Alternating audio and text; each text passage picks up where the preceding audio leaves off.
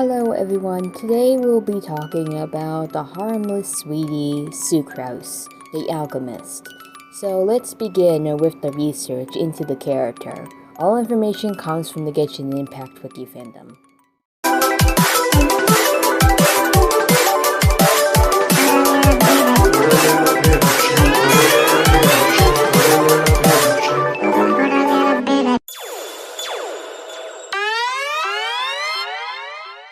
Sucrose is a playable animal character in Genshin Impact.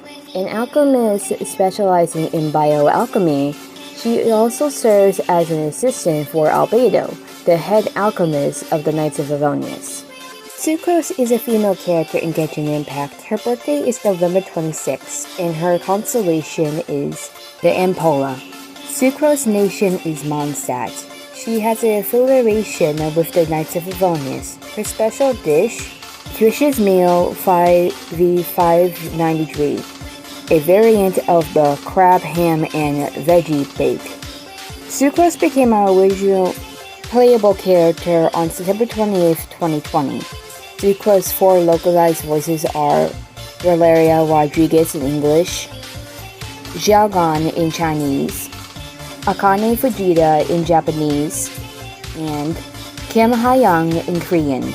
Sucrose goes by 2 titles, Knights of Favonius Alchemist and Harmless Sweetie, which to me sounds like a nickname given to her by Lisa even if it doesn't say it.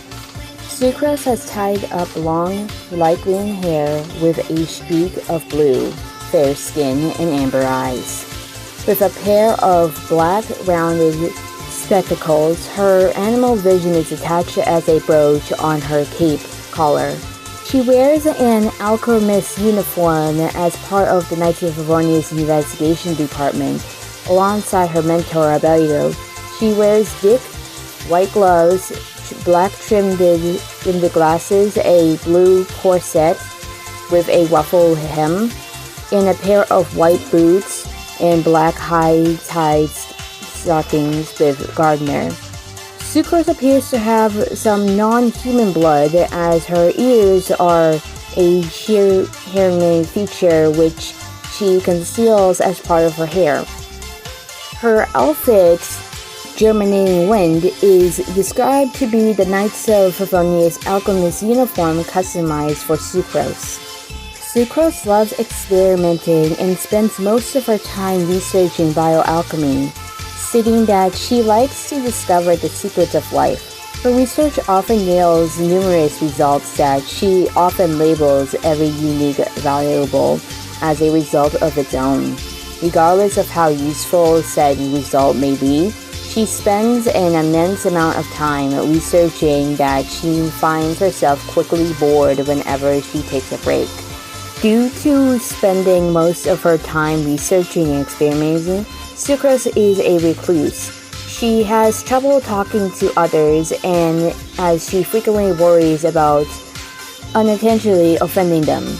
Lisa remarks that she is hopeless when talking to people, as she herself admits that she is scared of Jean to the point that she is often asked Albedo to go on her behalf if she has to discuss something with her. However, she does not share the same issue when talking about bioalchemy or Albedo. She refers Albedo to be the point that she considers him to be a true gentleman and maintains an extremely formal manner towards him, despite both of them being of similar age. Wind Spirit Creation is Sucrose's normal attack. The normal attack can perform up to 4 attacks using Wind Spirits, dealing animal damage. The charge attack can consume a certain amount of stamina and deals AoE animal damage after a short casting time. The plummeting attack, by calling upon the power of the Wind Spirits, Sucrose plunges towards the ground from the mid-air, damaging all opponents in her path, dealing AoE animal damage upon impact with the ground. A stable Hypothesis Creation 6308 is Sucrose's elemental skill. creates a small wind spirit that pulls opponents and objects towards its location, launching opponents within its AoE, and deals animal damage. Forbidden Creation Isomer 75 Type 2 is Sucrose Elemental Burst. Sucrose can hurl a unstable connotation that creates a large wind spirit. While it resists, the large wind spirit will consistently pull a large nearby opponents and deal animal damage.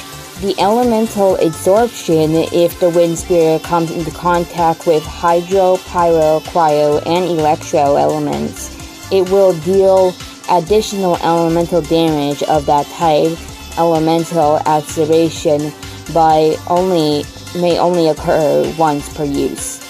Catalyst Conversion is Sucrose's first Ascension passive skill. When Sucrose triggers a swirl effect, all characters in the party with the matching element, excluding Sucrose, have their elemental mystery increased by 50 for 8 seconds. Mollis Favonius is Sucrose's fourth Ascension passive skill. With a stable neo-hypothesis creation or forbidden creation, hits an opponent, increases all party members excluding Sucrose elemental mystery based on 20% of Sucrose elemental mystery for 8 seconds. A stable invention is Sucrose Unity passive skill.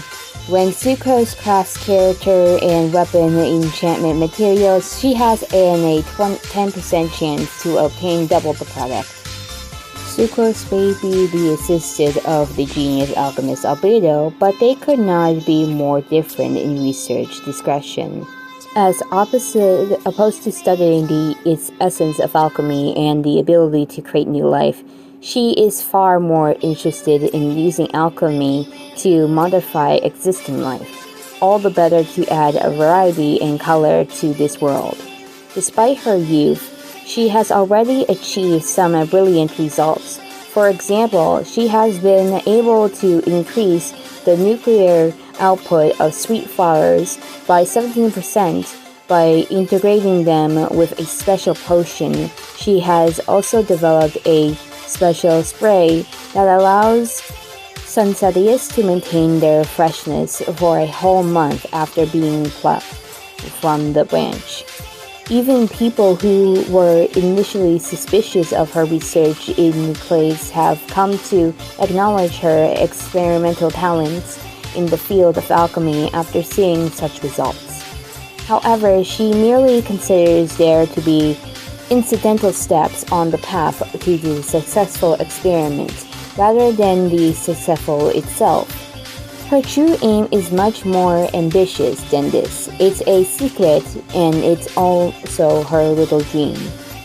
Bioalchemy explores numerous lines of inquiry, all of which stem from Sucrose's questions about living things in the world.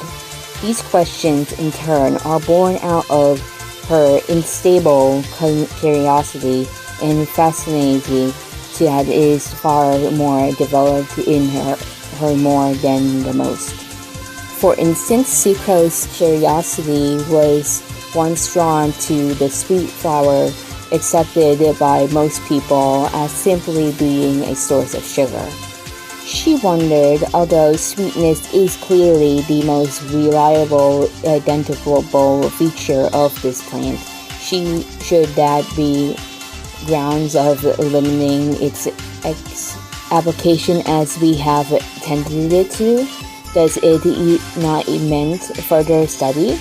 So after a careful study of various features of sweet flower, she devised 30-something district rearing plants along with numerous control groups to account for temperature and other environmental conditions.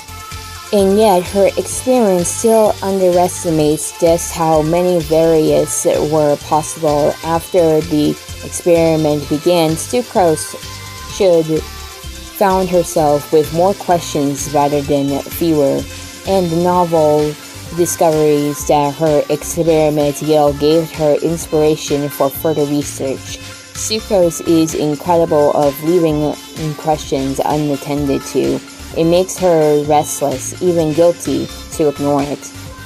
Spurred on by the quirk of her temperament, her rearing plans grew in number of around 300.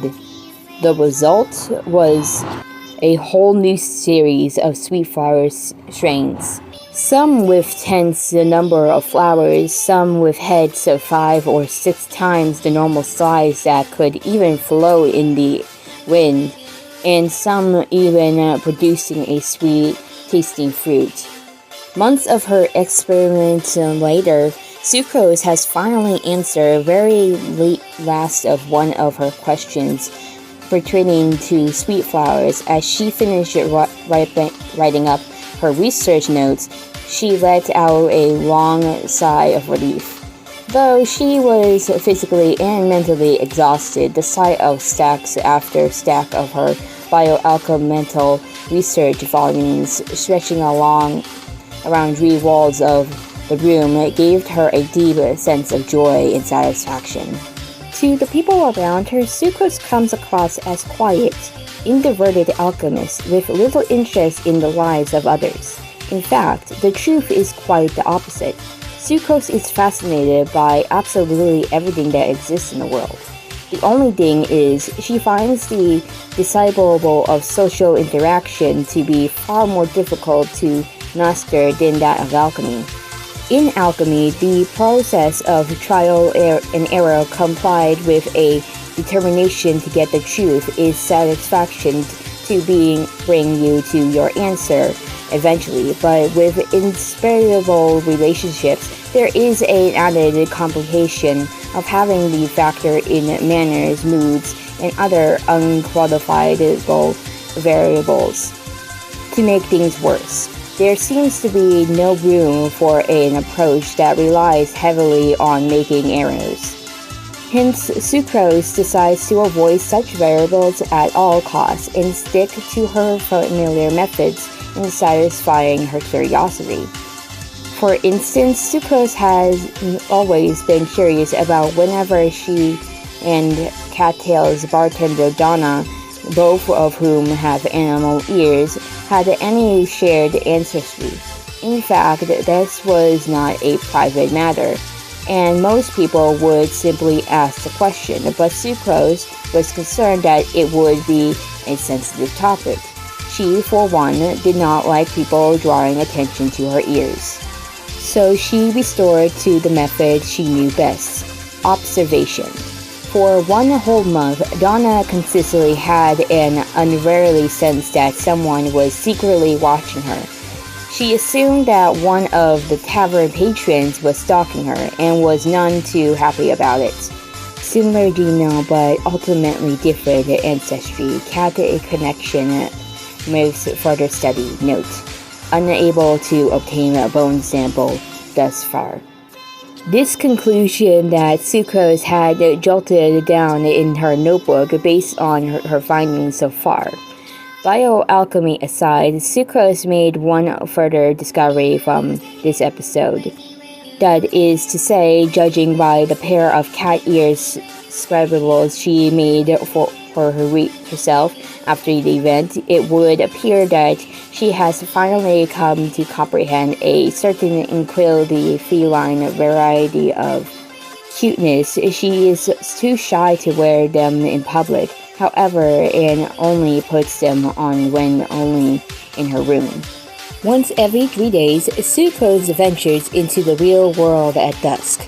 To her, these extraordinary are rare and momentous events. One by one, she visits the Butchers, the Adventurers Guild, and the Springvale Hunters, looking for a material of a very specific kind. Hi, sorry I didn't like fine freshness, but quality bones you've got. Yep, the ones with the blood and meat still on. People found her behavior utterly unusual at first, but once they have gotten used to it, they were eager to oblige, even putting the wearer's bones aside for her in advance. This was the major bonus for her. Not only was she able to acquire an inevitable sample of the usual chicken and boar bones, but she also got her hands on a complete lizard skeleton and even a chunk of helical leg bone, still bearing flesh blood. Her eyes were lit up with excitement at the sight of these strange and rare bones. She would thank Catherine of the Adventurers Guild profusely, blowing to her over and over, as well as going some way towards satisfying Sucrose's curiosity. She also found new inspirations from piercing new bones together. More importantly, collecting skeletons was her hobby, and she was crazy about it. One day, Sucrose happened to overhear a mother attempting to disciple her child. "If you don't do as I told, the scary old lady with the cloak sack over her back will come to your door, go into your room, pick out every bone from your body, and take them away." Sucrose's curiosity compelled her to investigate further. It turned out that this was nothing more than a ghost story used by mothers to shock their children into appearance, and that it had existing long before Sucrose had even been born. She breathed a sigh of relief when she found out the truth. Soon after this, people noticed that Sucrose had switched her cloth sack for a leather one. Perhaps she did not just because she was shy, or perhaps it was to avoid astounding suspicion. As an assistant, Sucrose does everything she can to support Albedo, and even though her alchemical qualities tend more towards the expert, she finds herself learning a lot every time. After an experiment lasting 5 straight days and nights came to an end, Albedo noticed that Sucrose was on the brink of collapsing from exhaustion and organized a mandatory 7-day vacation for her. Sucrose began her holiday determined to take a proper rest and resign her energy, but from the moment that she woke up on the day one, she adjusted to a vacation lifestyle. First things first, let's get some breakfast: fried eggs, sausages, and a cup of coffee. Nothing new to report there. All those things were foods and beverages that she had previously researched after all. Next, she thought, how about a little rest and relaxation? The Sun was a good book. Again, nothing new to report. Plenty of research shows this to be one of the most effective means of relaxation.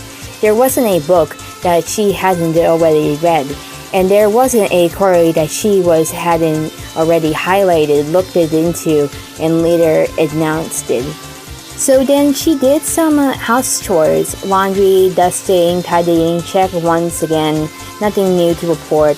There was nothing to disprove about the fact that a clean and ID type environment is constructive to mental well-being.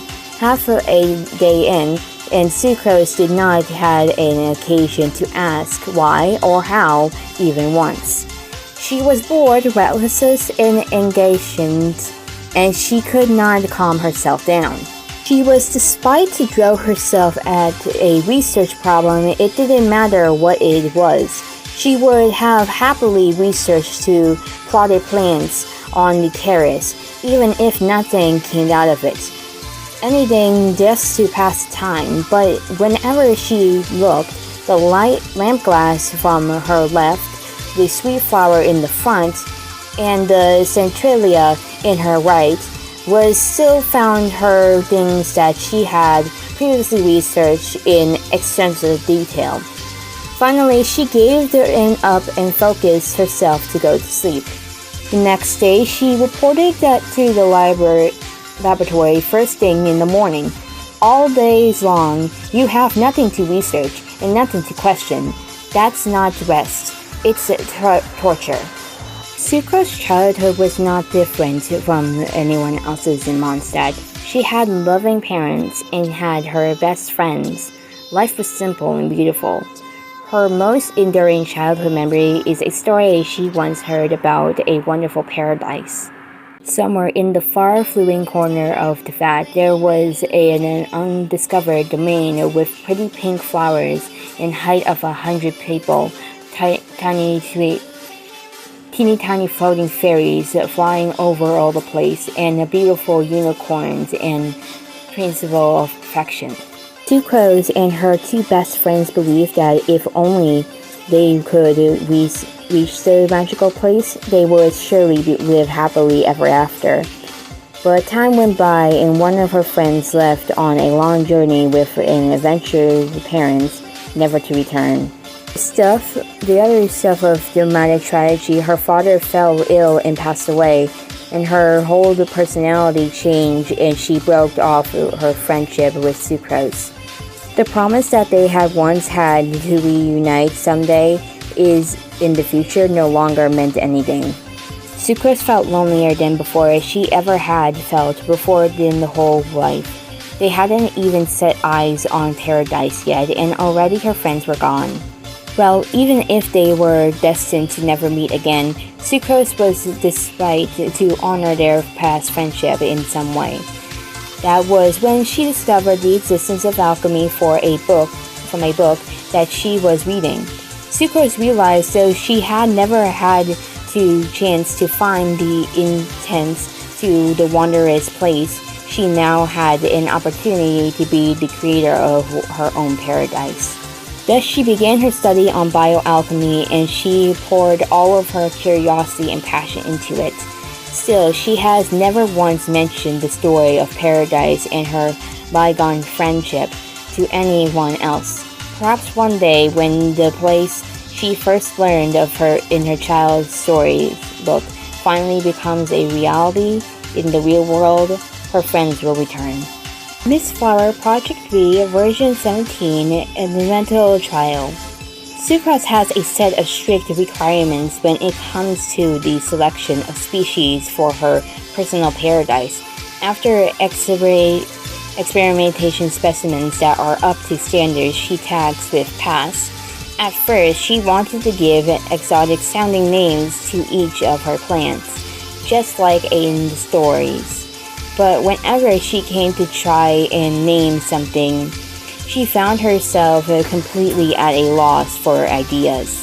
After spending so long as a scientist, she insisted on flawless logic even when it came to tribal matters such as naming. Her earliest branch of names included the following: grass flower, a flower that grows on grass; flower grass, a grass that grows beneath flowers; multi-grass flower, a flower that grows on distant grass, and also then so forth.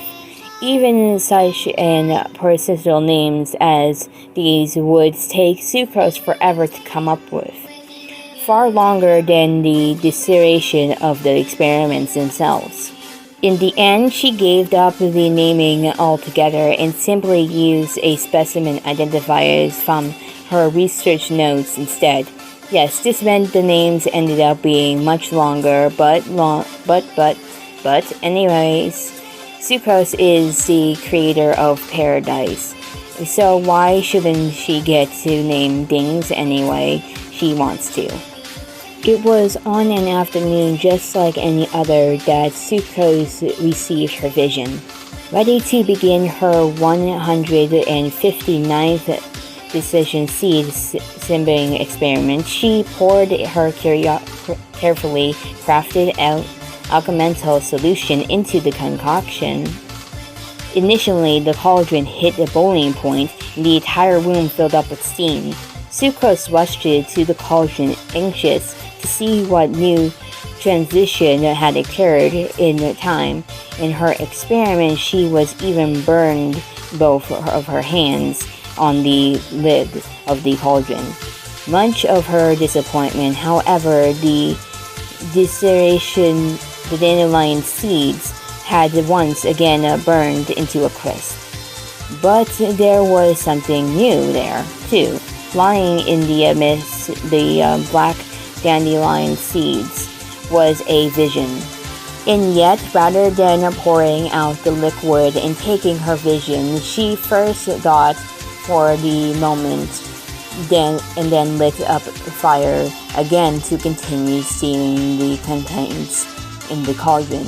She was curious to know what further reactions might occur between dandelion seeds and visions. Sadly, the experiment ended in a failure after 3 hours of consistent steaming. Still, there was no denying that she had reaped a great reward from the experiment, for the elemental energy provided by her vision would become her single greatest asset in her future bioelemental endeavors. Sucrose is the name of the chief component chemical compound that makes up a cream in beet sugar, between known as table sugar. Her Chinese name, jitane, typically corresponds to the English term grinded sugar, table sugar, and it's used to reference the sugars in general.